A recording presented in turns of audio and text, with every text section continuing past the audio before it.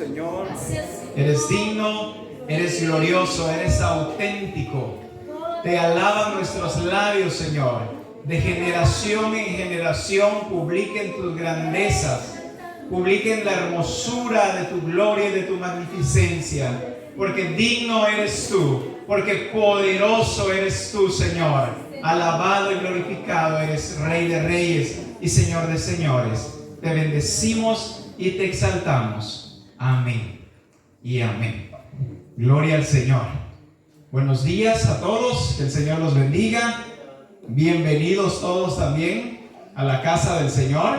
Tengan la bondad de sentarse, por favor. La gloria le damos al Señor porque Él es digno de recibirla, porque Él es el Señor, Él es el único, el Dios poderoso, el Dios auténtico, el que gobierna con justicia. No tenemos a un Dios injusto, tenemos a un Dios y Padre que gobierna con justicia, tenemos a un Dios y Padre que también es misericordioso. Nunca creo ninguno de nosotros ni nadie ha experimentado falta de misericordia de parte del Señor. La palabra nos revela que todos los días tiene misericordia de nosotros. Todos los días. Alguien que me haga favor de ponerme el aire acondicionado, les agradezco. Todos los días son nuevas las misericordias del Señor. Y por ello debemos alabarle. Cada día que despertamos y le vemos manifestarse a nuestras vidas, debemos decir gracias, Señor. Muchas gracias, porque tenemos techo, porque tenemos alimento, tenemos ropa. Hace poco le decía eso a un hermano, platicando de una persona que no ha tenido bendiciones, ¿verdad? Pero es porque no le sirve al Señor. Y le digo, demos gracias nosotros al Señor porque tenemos techo, porque tenemos comida, porque tenemos una familia que nos ama y que amamos. Son muchas las razones por las cuales debemos agradecer al Señor. A veces menospreciamos lo que tenemos y no nos damos cuenta que hay personas que no tienen nada. Y decir, gracias, Señor, porque tengo una cama en la que descanso cada noche. No estoy durmiendo debajo de un puente ni en la banqueta de una calle, sino que tengo un techo y ahí puedo reposar, ahí puedo disfrutar de todo lo que tú has hecho y continuarás haciendo en nuestras vidas. Vamos a abrir juntos la escritura en Romanos capítulo 6, Romanos capítulo 7 y verso 6. El Señor a través de su palabra nos ha estado llevando a ver el orden de las cosas. Cómo el Señor ha venido ordenando a la iglesia. Cuando hablamos de ordenar, es porque ha habido desorden dentro de la iglesia, no podemos negarlo. La iglesia del Señor, a veces por falta de dirección del Espíritu, no porque el Espíritu no la quiera dar, sino porque la iglesia no busca la dirección del Espíritu, se encuentra en desorden. Este desorden da a luz más desorden y muchas otras cosas. Pero quiero que veamos este versículo para entrar aún con más entendimiento en el orden de nuestro Padre. Nos dice la Escritura, pero ahora estamos libres de la ley. Quiero que lo repitamos juntos. Pero ahora estamos libres de la ley. Muy bien, hay una coma. Esa parte ya la captamos, ¿verdad? Ahora estamos libres de la ley. Sigue diciendo, por haber muerto para aquella en que estábamos sujetos. Ahora estamos muertos a la ley. La ley ya no, es un ayo para nosotros.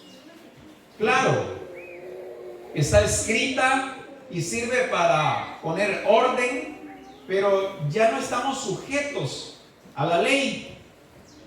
Sigue diciendo, de modo y escuchen, de modo, en otras palabras podríamos decir así que, o por esta razón, dice, de modo que sirvamos bajo el régimen nuevo del Espíritu y no bajo el régimen viejo de la letra.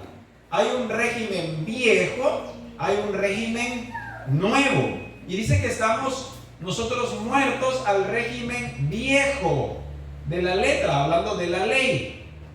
Recuerda usted que el Señor dio mandamientos porque había desorden. Entonces el Señor dio mandamientos, pero dice ahora ya no estamos nosotros apegados al régimen viejo. Eso no quiere decir que vamos a desobedecer los mandamientos del Señor. Pero nos dice, de modo que sirvamos bajo el régimen nuevo del Espíritu. Ahora ya no nos habla de la letra, ahora nos habla del Espíritu, de un nuevo régimen. Antes había un régimen basado en la letra, basado en la ley. Ahora es un nuevo régimen basado en el Espíritu. ¿De qué Espíritu estamos hablando? Estamos hablando del Espíritu del Señor. Es el régimen del Espíritu. Y esto lo encontramos en todo el Nuevo Testamento. En el libro de los Hechos encontramos el régimen del Espíritu. En Romanos también encontramos nosotros el régimen del Espíritu. Podría decir son dos de los libros donde más podemos ver la expresión del régimen del Espíritu. No que en los demás no esté, pero en estos dos se enfatiza mucho sobre el régimen del Espíritu. Es más, algunos no le llaman el libro de los Hechos de los Apóstoles, sino que le llaman los Hechos del Espíritu, porque más se ve la manifestación del Espíritu que de los apóstoles. Tenían los apóstoles acción dentro de todo esto, pero lo que vemos bien es el régimen o el gobierno del Espíritu en el libro de los Hechos. Allí nos habla de los regímenes, del régimen viejo, pero vuelvo a decir, pero también nos habla del régimen nuevo. ¿Por qué es un régimen nuevo? Porque en el Antiguo Testamento encontramos nosotros, sí, al Espíritu también en el Antiguo Testamento, pero no de la manera como se manifestó a partir de la redención del Señor Jesucristo. Y lo vamos a ver un poquito más adelante todo esto. Pero en el Antiguo Testamento vemos al Espíritu sobre las personas. Por ejemplo, en el libro de Joel, ¿qué dice la Escritura? Y derramaré mi Espíritu sobre vosotros. ¿Cómo dice la Escritura? Sobre. Repitamos juntos, por favor. Sobre. Está hablando del régimen viejo. Un espíritu que se manifestaba sobre, únicamente sobre. Derramaré mi espíritu sobre vosotros. Pero en Ezequiel capítulo 36 y verso 27, siempre es el Antiguo Testamento, pero ya nos empieza a revelar lo que estaba pronto a suceder, lo que estaba pronto a venir ya en el Nuevo Testamento. Ezequiel 36, 27, lo cual nos dice la palabra: y pondré dentro de vosotros mi espíritu, y haré que andéis en mis estatutos y guardéis mis preceptos y los pongáis por obra. Pero prestemos atención a esto. Dice, y pondré. Está hablando no del presente, no de ese momento del Antiguo Testamento. Dice, y pondré. Está hablando de un futuro, lo cual ya ha sucedido. A partir de la redención de Jesucristo se cumplió lo que fue dicho por Ezequiel. Y pondré dentro de vosotros mi espíritu. Ya no dice sobre, sino dice dentro de. El régimen viejo traía el espíritu únicamente sobre. Esto lo único para lo que podemos decir o lo que producía eran las manifestaciones del poder de Dios. Pero ahora hablamos de un espíritu que está dentro de, lo cual trae consigo, dice la Escritura, que lo hará para que andemos en sus estatutos y guardemos sus preceptos y los pongamos por obra. En el Antiguo Testamento se puso la ley, pero las personas, muchos se ocupaban únicamente de cumplir la ley, porque era, vuelvo a repetir, porque era la ley y había que hacerlo porque esa es la ley. Aunque hubiera oposición en el corazón, aunque hubiera, ¿qué más? Diferencias en los pensamientos, pero como esa es la ley, así que esa es la ley de Dios, pues hagámosla, pues esa es la ley. Ahora, cuando nos dice en Ezequiel que a partir de la redención del Señor Jesucristo, ahora nos habla que estará el Espíritu dentro de vosotros. ¿Cuál es el propósito? Para que ya no lo hagamos porque es la ley, sino que lo hagamos porque es nuestro deseo, porque es nuestra naturaleza, porque es nuestra identidad, porque es lo que nosotros somos, porque es lo que anhela nuestra alma, porque es lo que anhela nuestro espíritu, porque hemos comprendido de que ese es el estilo de vida del reino de Dios. Ya no es la ley, ahora es el régimen del Espíritu dentro de vosotros. Ya no como algo externo, sino como algo que se produce de adentro hacia afuera. La iglesia ahora con el entendimiento, la iglesia ahora con la voluntad de hacerlo, con el ánimo, con la alegría, mientras que antes era ley. La ley únicamente. ¿Qué es más agradable hacer? ¿Cumplir únicamente la ley? ¿O que yo desee vivir esa ley, pero como un deseo mío? Hay una gran diferencia, ¿no es cierto? Y que encuentre placer y satisfacción, felicidad en cumplir. Amén. Que haya placer, que haya deseo, que haya alegría, que haya felicidad, que haya llenura cuando yo cumplo la voluntad de Dios. Por eso en el antiguo dice, y pondré sobre. Esto era para las manifestaciones. ¿Y cuántas manifestaciones del poder de Dios vieron los antiguos? Muchísimas. Creo que en el Antiguo Testamento es donde se registra una gran cantidad enorme de manifestaciones del poder de Dios. Jesús caminó sobre el agua, calmó la tormenta, resucitó al muerto, al paralítico, resucitó al muerto, levantó al paralítico, etc. En el Antiguo Testamento vemos una de manifestaciones. Se abrió el mar. ¿Qué más, hermanos? Iban por el desierto y una nube sobre ellos, una columna de fuego por las noches. Unas manifestaciones. ¿Cómo? Cayó fuego del cielo en Sodoma y Gomorra.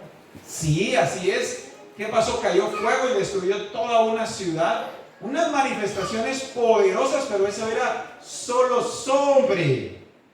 Ahora viene el Espíritu para gobernar, para estar dentro de. Solo había sucedido fuera. Ahora la manifestación es que sea dentro de nosotros. Vuelvo a decir, a esto fue a lo que se refirió el profeta Joel y a esto es a lo que se refirió el profeta Ezequiel. Hablando de las diferentes expresiones u manifestaciones del Espíritu del Señor. Demos gloria al Señor porque en nuestro tiempo ahora estamos viviendo el régimen del Espíritu, el gobierno del Espíritu. Ya no estamos bajo la ley, ahora estamos bajo la gracia del Señor. Y esa es la gracia que Él se ha venido a revelar a nosotros de una manera totalmente distinta. Yo puedo, por ejemplo, pararme frente a un carro y puedo ver lo externo. Si me paro frente al carro, ¿qué le puedo observar a un carro? El capó. ¿Tienen más ideas? La matrícula. Las luces. El windshield. El windshield. frente a Él. Muy bien. Pero si alguien estuviese dentro de Él, tendría una dimensión diferente de ese vehículo. ¿Qué podría haber si están ahí en el asiento del piloto? El timón, el tablero, ¿cuántas funciones tiene el tablero? Descubriría más de lo que veo solamente por fuera. La cantidad de combustible que tiene, si están las luces encendidas o no, a qué velocidad va el vehículo. Cuántas cosas, ¿verdad? Y en lo interno del vehículo es donde están los accesos. Por ejemplo, allí puedo abrir para que se le pueda poner combustible. Ahí puedo abrir el capó, mientras que por fuera no. ¿Cuántas limitaciones hay afuera y cuántos beneficios hay adentro? Eso es lo que sucedió. No es que se contradiga Ezequiel con Joel. No, es que el Señor lleva a la iglesia en su ¿qué? En su tiempo, en su perfeccionamiento.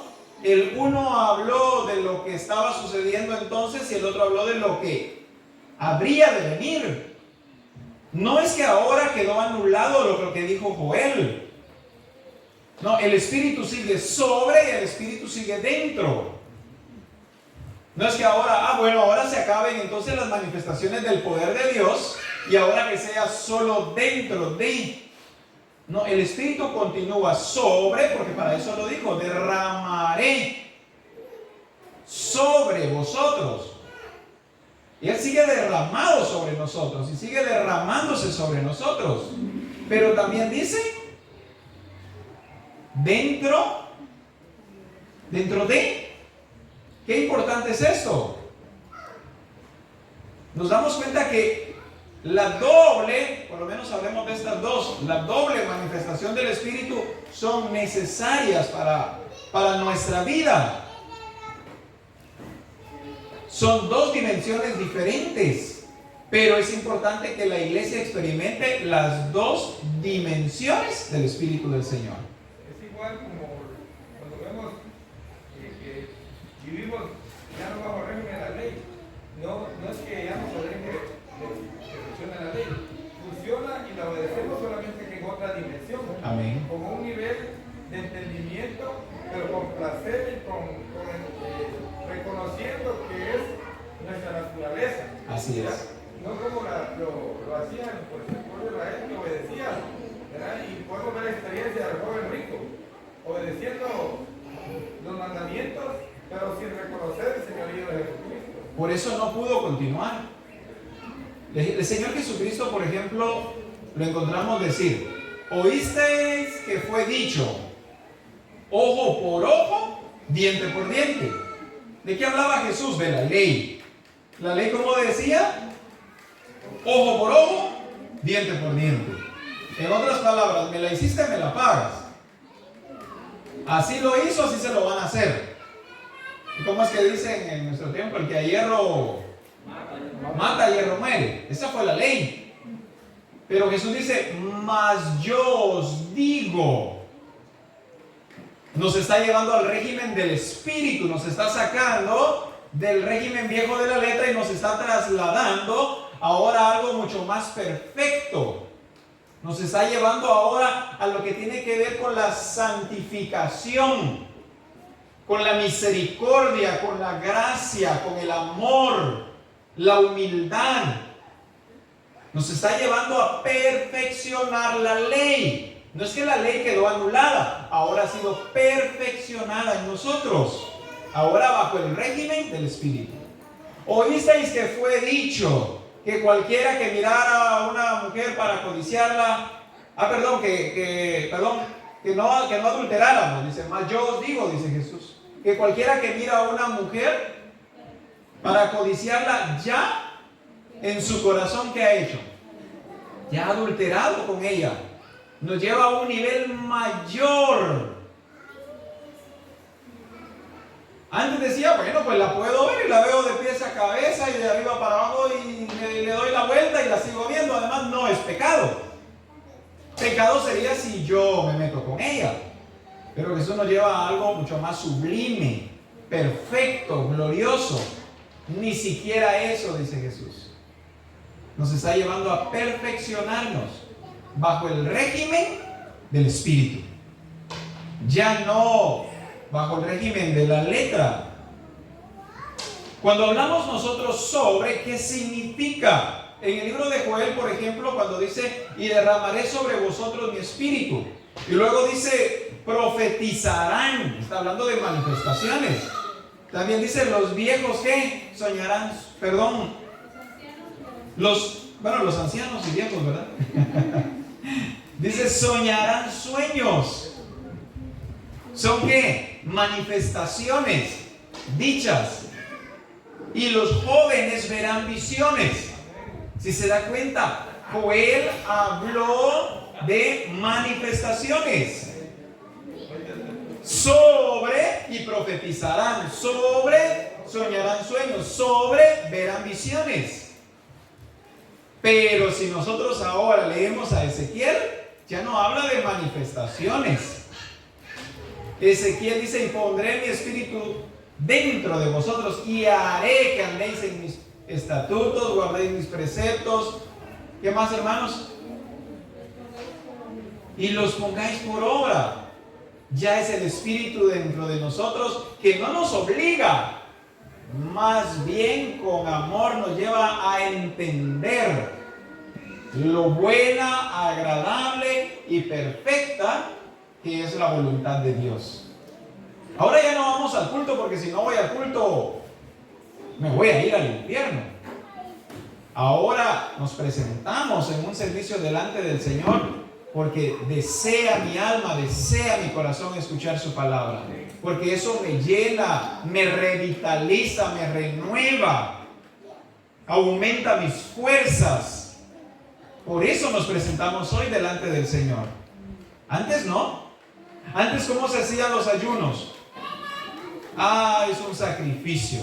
Y ahí la carita de ya me desmayo, la carita de qué más, hermanos, de ya me dio del hambre que tengo. Pero es un sacrificio. Dice el pastor que hay que hacer ayuno. De modo, aguantar hambre se ha dicho. Y solo eso venimos, aguantar hambre. Mientras que bajo el régimen del Espíritu dice la palabra que el ayuno es el día agradable. Y antes, ¿cómo era un ayuno? Desagradable. Pensábamos en ayuno, qué desagradable ese día. Voy a regresar con un dolor de cabeza. Me van a temblar las canillas. Me voy a estar imaginando pollo, pescado, carne asada, de todo durante todo el ayuno, y mirábamos nosotros al predicador con cara de filete, de todo eso, ¿verdad? Qué desagradable ese día. Pero ahora bajo el régimen del Espíritu, ni siquiera debemos hacer ayunos porque es que tengo una necesidad y por eso voy a hacer ayuno. Más bien es por la necesidad continua del Señor que digo, bueno, quiero buscar al Señor en ayuno. No porque le voy a pedir algo, sencillamente quiero estar con Él todo un día. Es un día agradable. De hecho, el ayuno para eso es. La gente lo ha tomado. Quiero carro, ayuno. Quiero novia, ayuno. Me quiero casar, ayuno. Quiero ese empleo, ayuno. Que me paguen las deudas, ayuno. Y todo ayunando para esas cosas. ¿Sabe cómo lo veíamos? Como un soborno. Señor, ya hice mi ayuno. Tu responsabilidad cumplirme lo que te pedí, porque yo ya hice mi sacrificio. Y si el Señor no lo hacía, se iba de la iglesia. ¿Cómo es posible que ayuné 3 días y el Señor no escuchó mi petición? Dios no existe. Mientras que ahora entendemos que todo esto es dirección, debe ser dirección del Espíritu, el casarse, el que más, hermanos, el comprar un carro, el que más, el recibir bendiciones económicas, dejarse guiar por el Espíritu del Señor, la buena administración, el buen trato con las demás personas, no por ayunar. El ayuno debe ser el día agradable para el Señor. Que como familia digamos, familia, vamos a hacer ayuno y vamos a disfrutar ese día. X o Y día. El pastor no nos está llamando a ayuno porque el pastor no debe estar llamando a la iglesia, hermanos. Hoy vamos a ayunar, hoy vamos a ayunar. Cada quien encuentre su tiempo, haga su espacio, elija el día y diga individualmente, solo el esposo hoy quiero ayunar, solo la esposa o toda la familia. Ayunemos, hagamos un día agradable al Señor ese día, disfrutémoslo, adoremos juntos, leamos la palabra, conversemos, tengamos un día rico, sabroso. Y cuando hablamos de ayunar no solo es estar ahí arrodillados, que ya nos duelen las rodillas de estar orando, que ya los ojos ya no de tanto leer la escritura. No, es un día agradable, claro, puedes leer la escritura, puedes adorar, puedes orar, pero puedes estar en comunión con tu familia y con el Señor. Pero es porque ahora estamos bajo el régimen del Espíritu y ya no bajo yugo, ya no bajo la letra, como Israel. El Señor los lleva a la tierra prometida. Ellos, cierto, van caminando hacia la tierra prometida, pero por dentro no querían salir de Egipto. Ahora no, el Señor nos lleva a la tierra prometida y por dentro sí quiero ir a la tierra prometida. Sí estoy caminando hacia la tierra prometida. Es que qué diferencia hay en estar nosotros bajo el régimen del Espíritu. Veamos el ejemplo que es el Señor Jesucristo en Lucas capítulo 4 y versículo 1. Nos dice allí la palabra: Jesús lleno del Espíritu. Nos habla de un Jesús lleno. ¿Qué significa eso? ¿Qué significa que Jesús estaba lleno del Espíritu? Que dentro de Él había abundancia, que dentro de Él estaba el Espíritu. Pero ya en el verso 18 de la Escritura, si usted lo nota, dice: el Espíritu del Señor está sobre mí. Jesús las dos cosas experimentó. Dice Jesús lleno del Espíritu, pero también vemos a Jesús cuando dice en el verso 18: el Espíritu del Señor está sobre mí. Doble testimonio. Por eso vemos a Jesús manifestando el poder de Dios, pero también vemos a un Jesús cumpliendo con los mandatos, preceptos y estatutos del Señor. A veces la iglesia se queda solo con la manifestación del Espíritu sobre. Y muy bien, profetiza, sana enfermos, evangeliza, pero es solamente lo externo. Es bueno, pero es solamente lo externo, solo es una parte de. Pero si le vemos su estilo de vida desordenado como no hay otro. Se deja usar por Él, pero no se deja gobernar por Él. Amén. Se deja usar por Él, pero no permite el gobierno del Espíritu. Malas actitudes, malos deseos, malas decisiones. Como decimos nosotros aquí en Guatemala, metiendo la pata cada rato. Después, dando patadas de ahogado. Haciendo ayunos para que el Señor los saque de su ahogo. ¿Qué es lo que sucede? Solamente ha experimentado el qué, que el Espíritu esté sobre él. Pero ¿qué pasa, Señor? Si yo profetizo, si yo sano enfermos, si yo evangelizo, ¿qué pasa, Señor? ¿Por qué veo a una familia tan disfuncional? Y el Señor respondiendo, ¿verdad? Es que es solo sobre, no has permitido dentro de ti. No has permitido el gobierno del Espíritu. No has permitido la transformación que trae el Espíritu cuando está dentro de. Creo que usted, tanto como yo, hemos conocido personas así, manifestando el poder de Dios de una manera gloriosa. Pero cuando les vemos familiarmente o personalmente, eso es un caos. Eso es un ¿qué más, hermanos? Como decimos, es un desatino. No le entramos ni le salimos, no le encontramos ni la entrada ni la salida. Falta el régimen del Espíritu.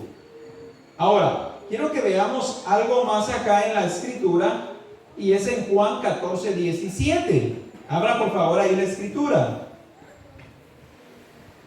Cuando nos habla sobre de que el Espíritu esté sobre, está habilitándonos únicamente para las acciones. Por eso dice, me ha enviado a qué? El Espíritu del Señor está sobre mí, por cuanto me ha enviado a sanar a los enfermos, a los oprimidos, ¿qué? Darles libertad, a darle, ¿qué? Vista a los ciegos, etcétera. Jesús vivió eso, y por eso dijo, está sobre mí. Ahora en Juan 14:17 dice, el Espíritu de verdad, el cual el mundo no puede recibir, porque no le ve ni le conoce, pero vosotros le conocéis, porque mora en, no dice porque mora sobre vosotros, dice porque mora en vosotros y con vosotros, y estará con vosotros. Mora con vosotros y estará en vosotros. Está hablando del sobre y el dentro. Las dos cosas. Este versículo ya nos une al Espíritu sobre y al Espíritu dentro de. Vuelvo a leerlo. El Espíritu de verdad, el cual está en el mundo, no puede recibir porque no le ve ni le conoce. Pero vosotros le conocéis, porque mora en vosotros y estará en vosotros. Está hablando del Espíritu que está dentro de vosotros, tanto como está sobre vosotros. Está hablando de las dos dimensiones del Espíritu. ¿Cuál has experimentado tú? ¿Cuál dimensión has vivido tú? ¿La dimensión sobre o la dimensión dentro o las dos dimensiones del Espíritu? Esa es la plenitud a la que el Señor desea llevar a todos en la iglesia, a cada discípulo de Misión Cristiana en Calvario, a experimentar las dos dimensiones del Espíritu del Señor,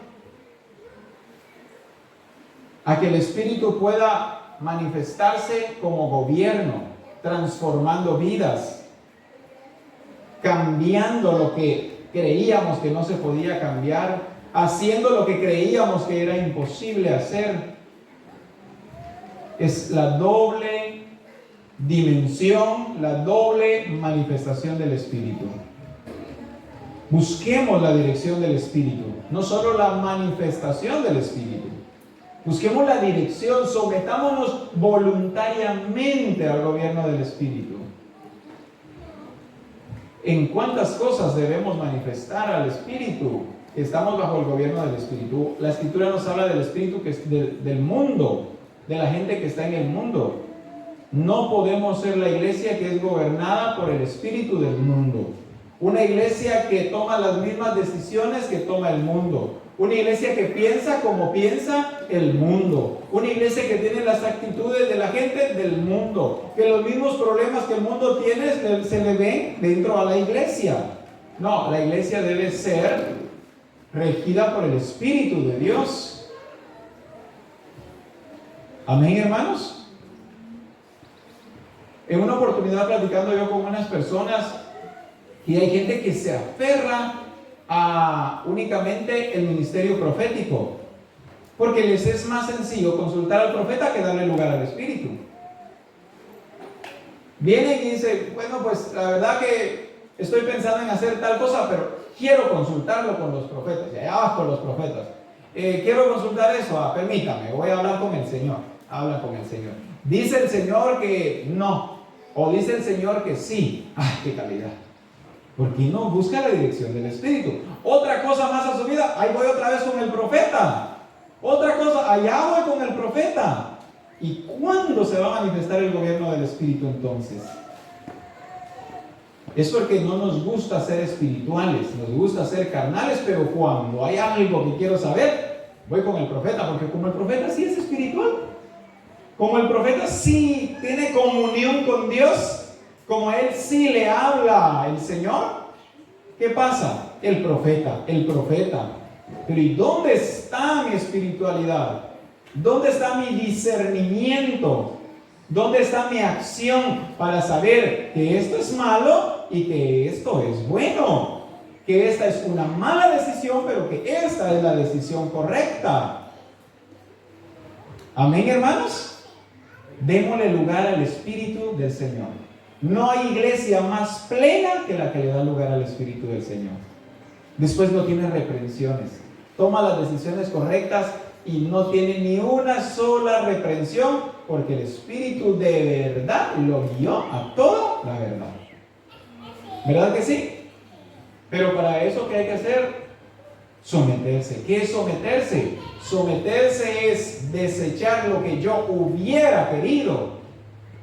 ¿Qué más, hermanos? Tener que dejar mis planes, mis anhelos. Duele, porque la carne duele. Por eso hay que matarla, para que no duela. Entonces ahora entrar ¿a qué? Al gobierno del Espíritu del Señor.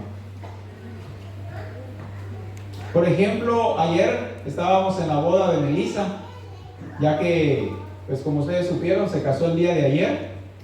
Y estuvimos ahí, yo les comentaba a los hermanos y personas que estaban allí respecto a nuestro casamiento con Ludi. Pero ya antes le he dado testimonio a otras personas y les digo, yo sometí el deseo de mi corazón a la voluntad de Dios. Ya de más de 30 años, hermanos, no me casaba. Y me acuerdo la presión social y la presión de muchos ministros del Señor y la presión de la carne y las corrientes de este mundo. Pero yo tenía un temor del Señor dentro de mi mente y de mi corazón de decir, no puedo hacer una mala elección al casarme, porque eso me va a perseguir el resto de mi vida, y lo peor va a ser que si me caso con la muchacha equivocada, que no ame a Dios o que no tenga a Dios en su corazón, después de repente hasta sin la obra del Señor me voy a quedar, porque voy a tener una esposa que me va a empezar a hacer líos dentro de la iglesia. Y yo lo vi en un joven pastor, entró con todo el entusiasmo a la obra del Señor, era mi amigo, y ya a los que, como a los 2-3 meses de estar soltero en la obra del Señor, pues consiguió novia, no sé, tal, creo que le pusieron la misma presión que a mí. Él accedió, así que se casó pronto y pronto dejó la obra del Señor, porque esta muchacha le empezó a hacer la vida de cuadritos. Lo celaba con todas las hermanas, le hacía pleito por todo, le armaba chismes dentro de la iglesia, ya no aguantaba. Tuvo que entregar la obra, ya no pudo seguir pastoreando. Y yo dije, Señor, yo no quiero eso para mi vida. Me someto a ti, y si tú, Señor, tienes una mujer para mí que te ame, que desee tus mandamientos, con que yo pueda servir en la obra del ministerio, excelente, muchas gracias. Yo al verla, yo me caso con ella. Pero si no la veo, yo prefiero no casarme a arriesgar tu reino en mi vida. Prefiero no casarme. Y se lo dije a muchos discípulos antes de conocer a Ludi. Yo me decidí. ¿Qué es eso? Decidir a perder mis planes, mis propósitos, mis deseos, pero no atentar contra el llamado del Señor, pero no atentar contra el propósito del Señor en mi vida. ¿Y cuánta gente está suicidando el llamado del Señor? Tomando malas decisiones porque no está dispuesto a renunciar a sus deseos, a sus anhelos. No está dispuesto. No es que yo esa carrera quiero y esa quiero, yo esa muchacha quiero y con esa me caso, o yo sobre ese macho me monto y ahí me voy. No, es que yo lo planifiqué así, mi discipulador y mi pastor y todos dicen que no, pero es que es una decisión familiar. Va, pues, dice uno. Así me pasó hace poco. Pastor, fíjese que esto y esto y esto, y es una decisión familiar, como que dice, no se meta. Va, está bien, le dije yo. En las decisiones familiares yo no puedo hacer nada. Lo decidieron, pues espero que les vaya bien. No permiten que el régimen del espíritu. ¿Verdad que sí, hermanos? Es una palabra fuerte y qué más, y confrontante. Pero de cuántos dolores de cabeza nos abstendríamos, de cuántos problemas, si le diéramos lugar al Espíritu del Señor. Va a doler un poquito, pero después, ¿qué viene, hermanos?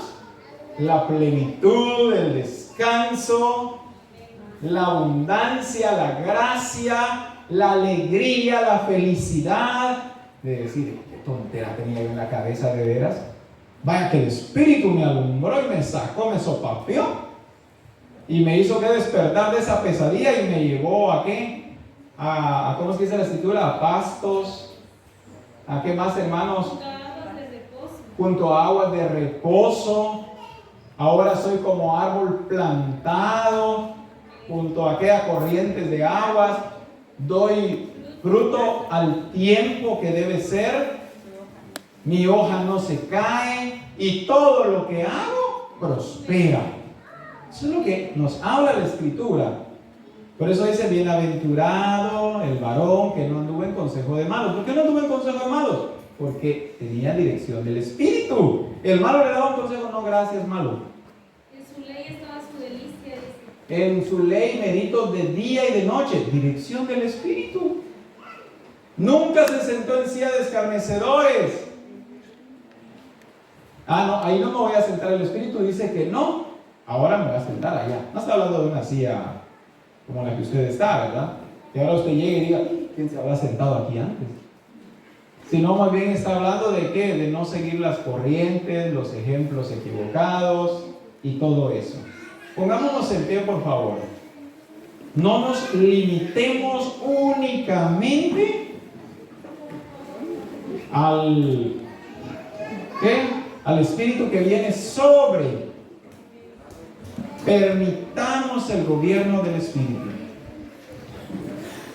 Permitamos el gobierno del Espíritu. Ya no le prestemos al Señor una frente desafiante. Digamos: el Espíritu del Señor, aquí estoy, gobiérname. Dime qué debo desechar. Dime a dónde debo girar, a la derecha o a la izquierda. ¿De dónde me tengo que regresar ahora que he caminado tanto? Reubica mis pensamientos, reubica mis deseos.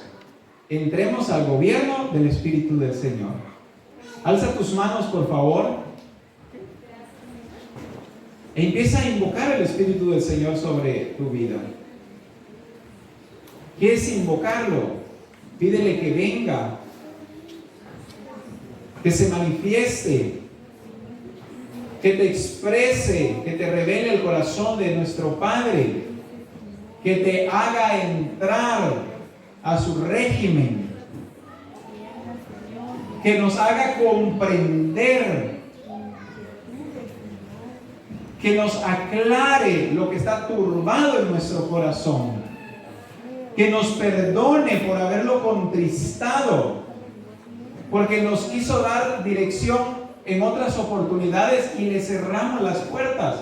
Hoy invócalo y dile: Espíritu Santo, hoy no están cerradas las puertas para ti, hoy están abiertas.